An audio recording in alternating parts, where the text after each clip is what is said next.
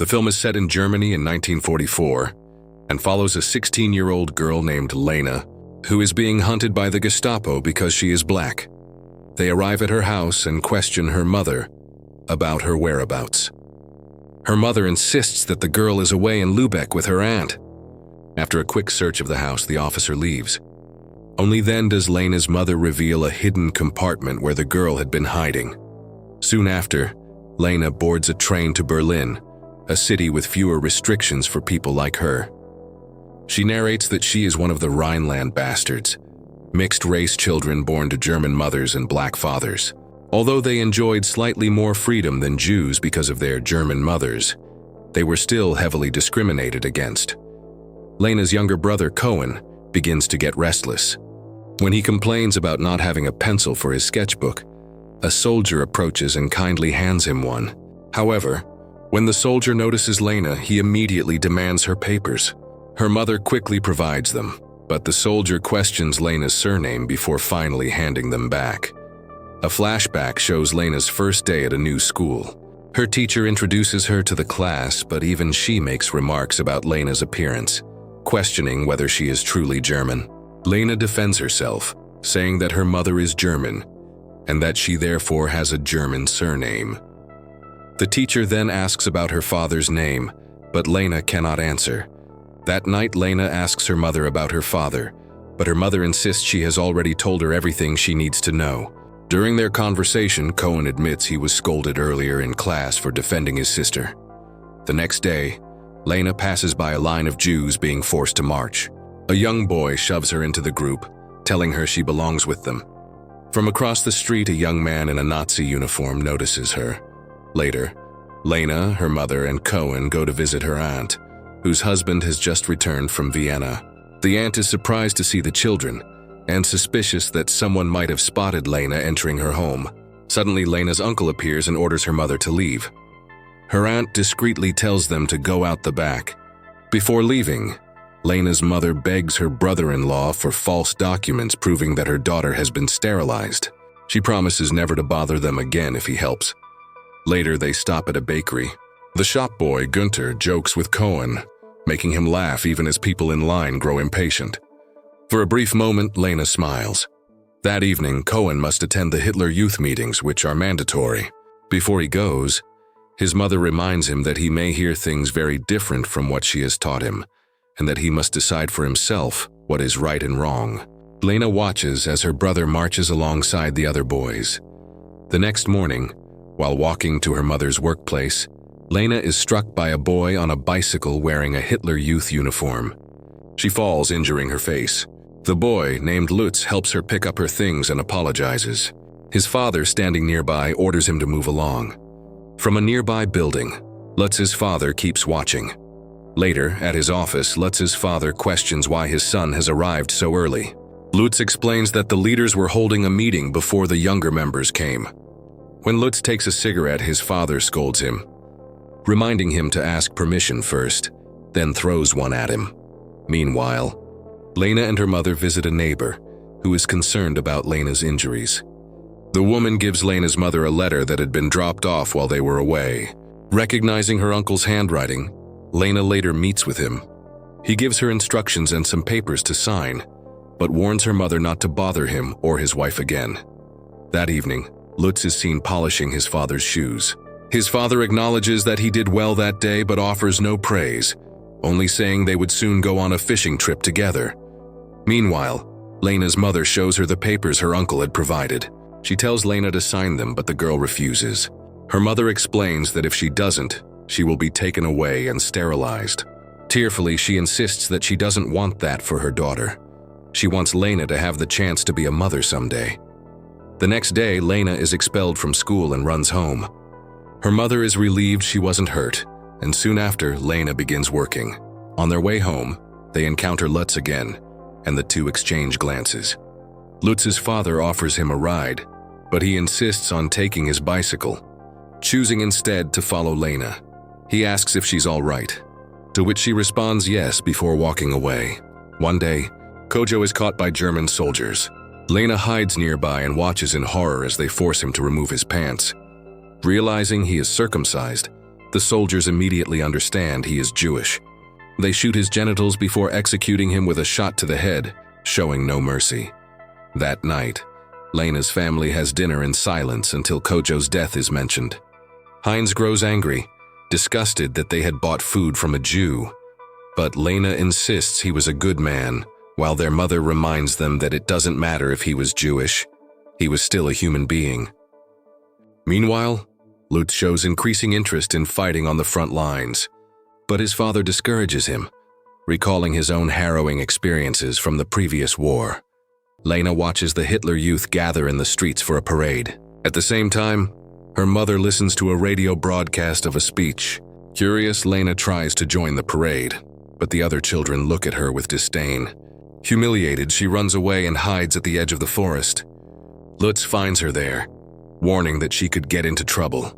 She explains she only wanted to see what her brother was doing with the group. Lutz recalls seeing a woman who looked like her on the cover of his grandfather's jazz album, then takes her to a nearby lake. There, he teases her with questions about her parents. She admits she always wanted to swim at night, though she had a bad experience in her hometown. Eventually, she jumps into the lake and they play together in the water. When soldiers pass nearby, Lena hides underwater and the two begin to grow closer. During one of their secret meetings, Lena asks if Lutz's father fought for Germany. She says yes, though she doesn't know for sure.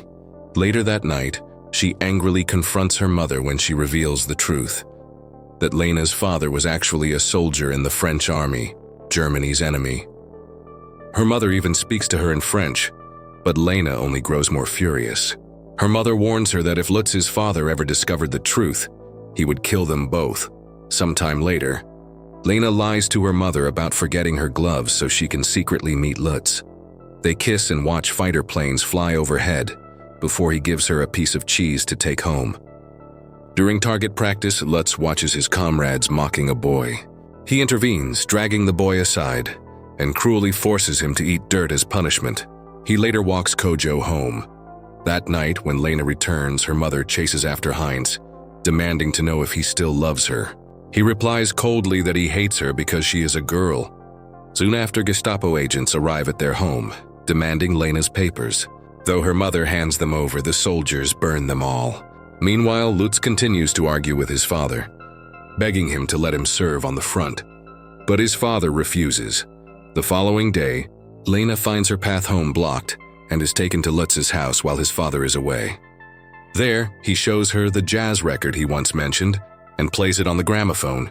The two dance tenderly before giving in to their feelings and making love. That night, he walks her home, but they are caught outside during curfew.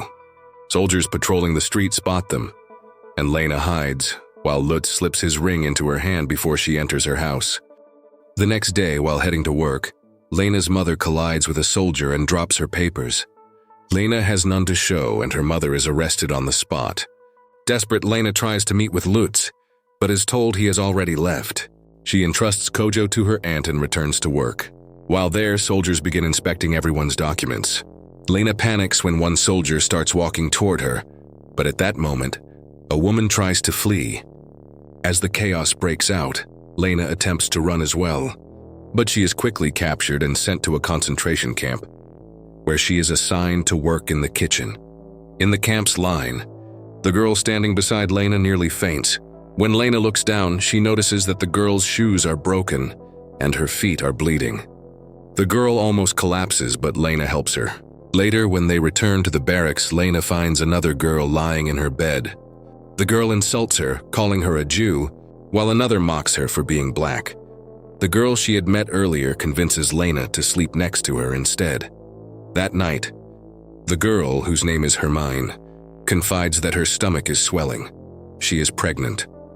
She asks Lena if she knows what happens in the so-called House of Rats, but Lena remains silent. The next morning, Lena sits outside and gazes at the place they call the House of Rats. Ash falls from the chimneys, landing on her hands, and she turns away in horror.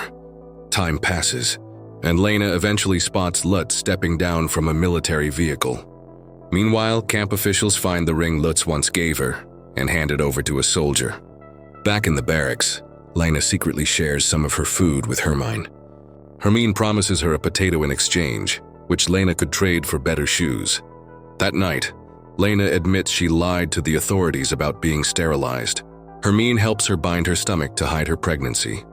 Eventually, Lena steals a potato from the kitchen to give her friend, but she is caught by a guard who orders her to undress.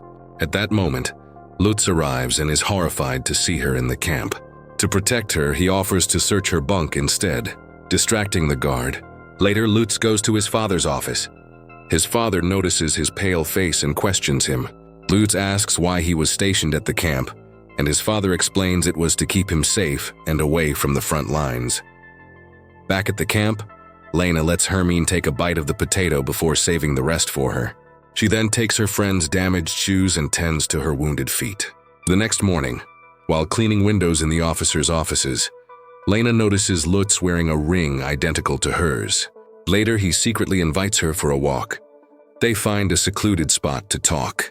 Lutz asks how she ended up in the camp and where her mother is, but she doesn't answer. Instead, she shows him her protection papers, which had suddenly disappeared. He explains that he had been called away and had no choice.